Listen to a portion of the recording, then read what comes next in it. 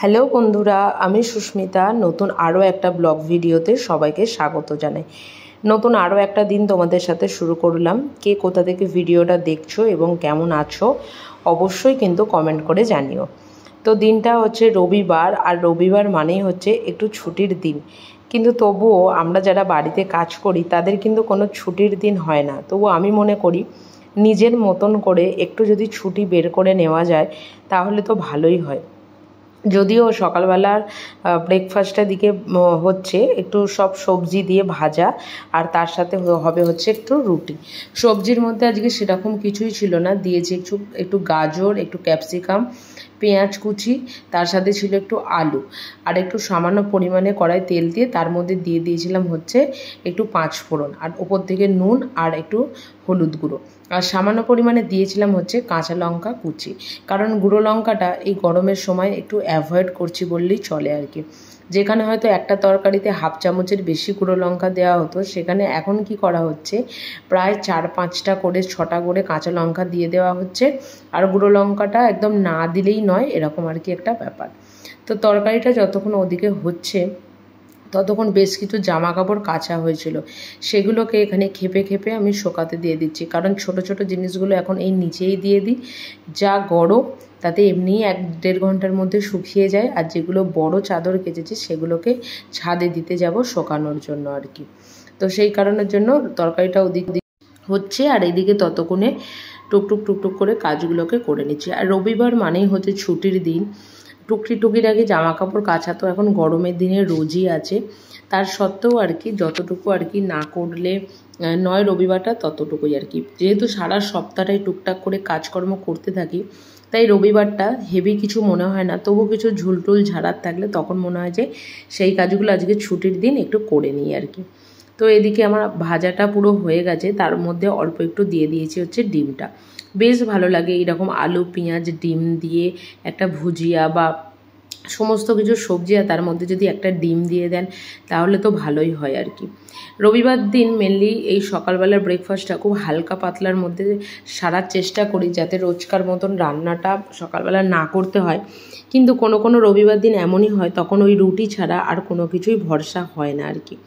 তো এদিকে রুটি হয়ে গেছে, আর এদিকে সবজিটা নিয়ে নিচ্ছি সকালবেলার ব্রেকফাস্টটা সেরে নেওয়ার জন্য। এদিকে বাকি কিন্তু সমস্ত কাজই কিন্তু পড়ে আছে, যেমন এই যে বিছানা তুলছি, বিছানা তোলা, ঘর ঝাঁট দেওয়া, ঘর মোছা, সমস্ত কাজকর্মই কিন্তু রয়েছে। আর এদিকে আমি কাজকর্ম করছি, আর বকমশাই বক বক বক বক করছিল, আর ওর সাথে একটু বক বক করছিলাম।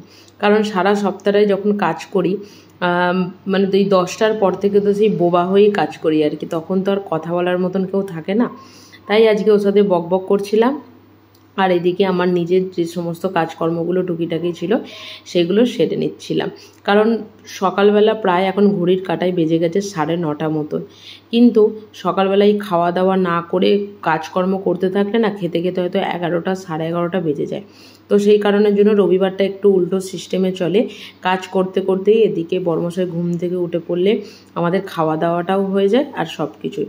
আর ওই যে দুদিন ধরেই ঝড়ের কথা শুনছেন আমার ব্লগে, তো সেই কারণের জন্য প্রচণ্ড বাইরেটা ধুলো হচ্ছে। মানে ঝাঁট না দিলেও নয়, মোছামুছি তো হয়তো একদিন অন্তর করলেও তবু ঠিক আছে, কিন্তু না ঝাঁট দিলে একদম ওই ধুলোগুলো পায়ে পায়ে পায়ে পায়ে সারা ঘর হতে থাকে আর কি।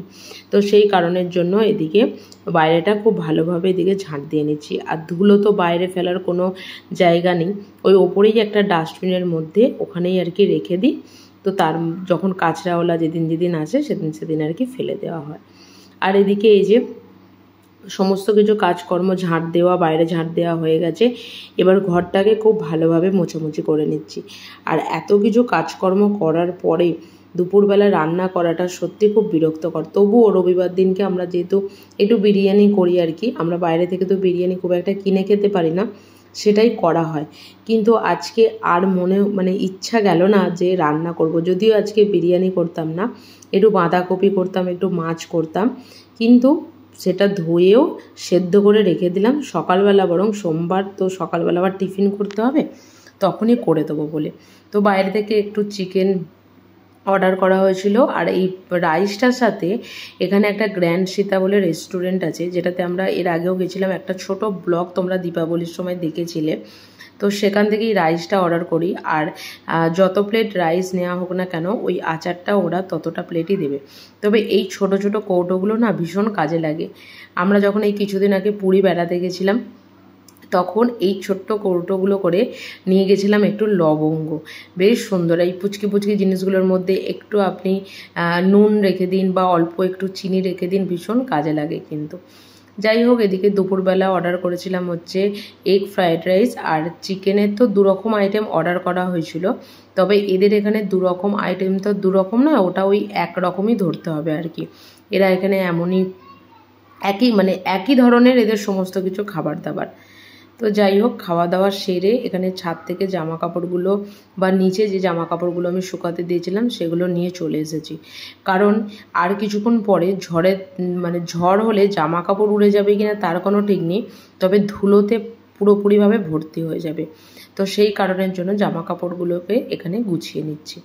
এর আগের বাড়িটাতে একটা কথা মনে পড়ে গেল, এর আগের বাড়িটাতে যখন জামা কাপড় কাচতাম বা জামা কাপড় তখন তো এত রেগুলারও হয়তো কাচা হতো না, একদিন ছাড়া ছাড়া জামা কাপড়গুলো নিয়ে এসে ওই চেয়ারের মধ্যেই পড়ে থাকতো। হয়তো পরের দিন গিয়ে সেই জামা কাপড়গুলো হয়তো গোছাতাম। ভীষণ কুটেমি ঢিলেমি করে 2 বছর কেটেছে।